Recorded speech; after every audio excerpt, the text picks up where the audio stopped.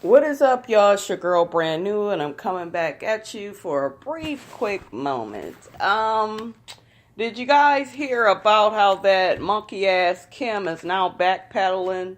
I caught an interview with Kandi. I'm not sure who she did the interview with, but I did see the interview, and Kandi was pretty much saying that Kim texted her and said that they edited her saying that Kandi tried to lick her box. See, now she's backpedaling and trying to say, oh, I didn't say that. There's a difference between, saying that that's something that Kandi does and Kandi tried to do it to me. I don't even know what the bitch really said, honestly. It don't matter. Like I said, y'all, recognize a liar when you see one. And you got motherfuckers in our Real Housewives of Atlanta group. They sitting up here taking up for this bitch. Y'all are sick. Y'all are sick. That bitch is a liar. And she's a liar because she's backpedaling now, saying that, oh, I never said that Kandi tried to eat my body. Yes, you did.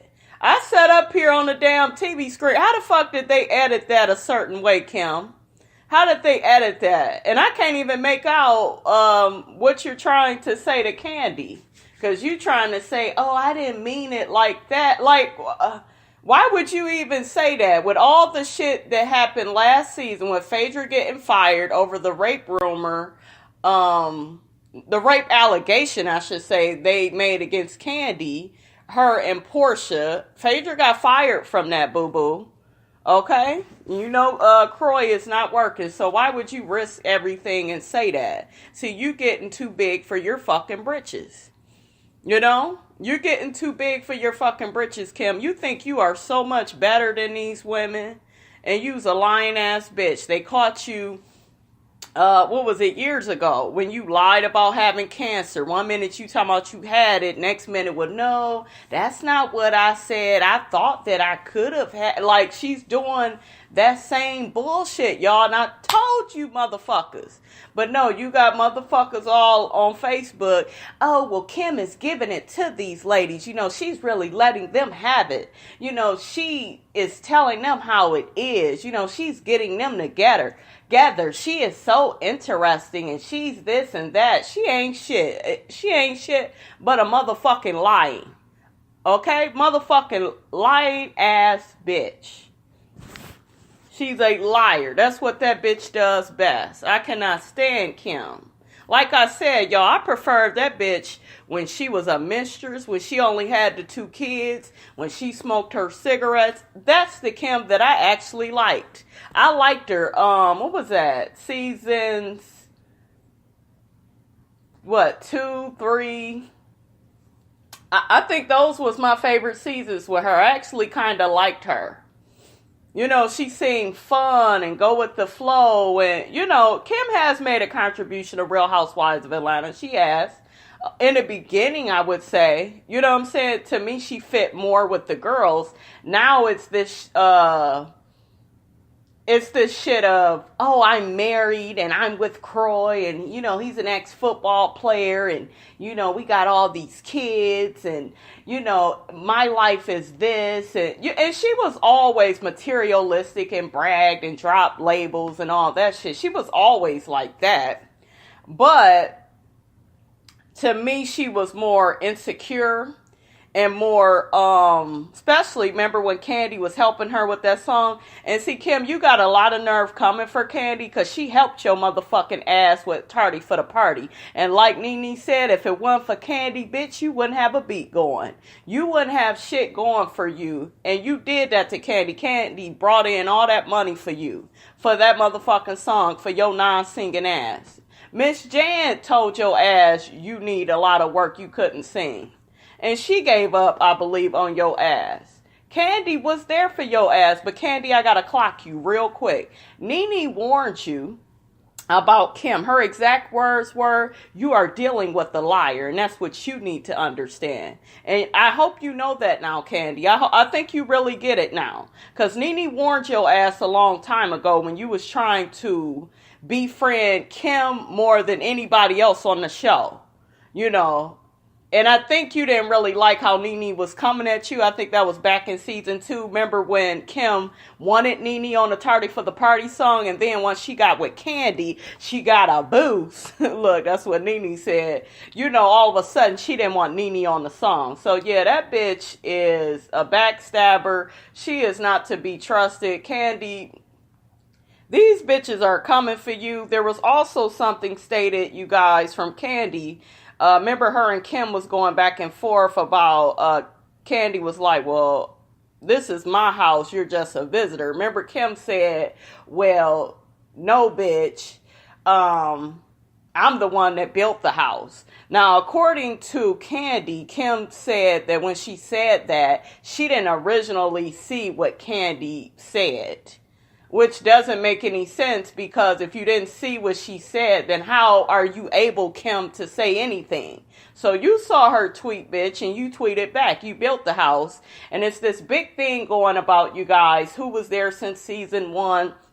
Let me let you all know something. And then Nene had chimed in saying she's a general contractor. Let me let you guys know something. When they shoot TV shows, Black Ink, for example, who's the first person that comes on? Is it Ted? Is it Walt? Is it Sky? No, Caesar. The star comes on first. I've said this before. Okay, when Real Housewives of Atlanta comes on, Kandi is not first. Kim is not, doesn't even have a fucking peach. Nene is first. And it's funny how I remember last season they had Phaedra going first, and then sometimes they would have Kandi. They never do that with Nene. Nene always comes first if she's holding a peach on that particular season. So I'm sorry, Kandi and Kim, Nene is the star of the show because she comes out first. She is brought to the most to the show. And I do see what Kim is saying as far as, well, yeah, I was here since season 1, and, you know, I'm the reason why it got jumped off into a season 2. Well, you're not the complete reason. I think collectively everybody, you know, brought something to the show. That's what made it successful. But Nene had more to do with that than anybody. Because, Kandi, I'm going to tell you like this. If it wasn't for your motherfucking mother and them aunts, you are so boring. You are born, like, you a businesswoman. I give you that, Kandi. You are a businesswoman. You know, you got a lot of friends in the industry. Rashida, you know, Toya Riot, you know, all them kind of people. But you're not, I don't know. It's like she's just not all that interesting to me, you guys. She's always been, I'm more of a Nene type person where I'm letting everybody know how this shit is going. So that's why I gravitate more towards Nene, because Nene is the star. She's the one that keeps you interested. She's the one that she commands. She commands respect. She don't play that shit. You know what I'm saying? So Nene is the star of the show. So this whole back and forth of, oh, and then Kandi has actually brought more to the show than your ass, if we really think about it. With the whole storyline with Todd and her mother hating him, that was really big. So Kandi has actually had more storylines than a Kim. You know what I'm saying? A lot of people will say, well, she didn't have more storylines than Nene too. Nene don't be talking about that. It ain't really so much that you're talking about stuff, because honestly, Nene is the definition of the show. Kandi just kind of started being the definition of the show. Like, Kandi has always kind of been a single mother, and she kind of just got married to Todd. You know, so now but Nene was always married to Greg. They got divorced, got remarried. She's always been a wife. You know what I'm saying? Like, always. You know, they raised those children in their household. So Nene is the show. A single mother isn't the definition of the show. Nene has always been that out of both of those two. But yeah, I would say if it's anybody's house, it's Nene's first, and I'll give it to Kandi. Kandi is second. But Kandi has been there, and Kandi made this point that she has been there from season 2 straight through without taking no breaks. Kandi, I think you may need a break after this one, honey. But even though you've been there, Kandi, without any breaks, you haven't been all that interesting. Like I said, if it wasn't for your mother, the aunts, the Todd storyline, other than that, you like, your personality is just, I don't know. You do a lot of the crying and, you just, you cool, but it's not all that entertaining, Mama Joyce, on the other hand, is very entertaining and interesting with the shit that comes out of her crazy ass mouth. But yeah, I will say, number 1, Nene, 2, Kandi, Kim, you don't even have a fucking peach, so you shouldn't even be arguing with Kandi. And Kandi was definitely right about that. She said, if you don't have a peach, you're not a peach holder. Don't nobody care about nothing that you're saying. So I definitely agree with that. But y'all tell me how y'all feel about that lying ass, monkey ass Kim up here backpedaling, talking about, no, I didn't say that. Well, I didn't mean it like that. Well, now I didn't even see Kandi's tweets. Kandi said that Kim text her saying all this stuff, and she was trying to call her and clear shit up, and Kandi know that Kim is full of shit, you guys. So that's pretty much what I wanted to say on that, y'all. Don't forget to like, comment, and subscribe. It is your girl Brand New, and I'm out.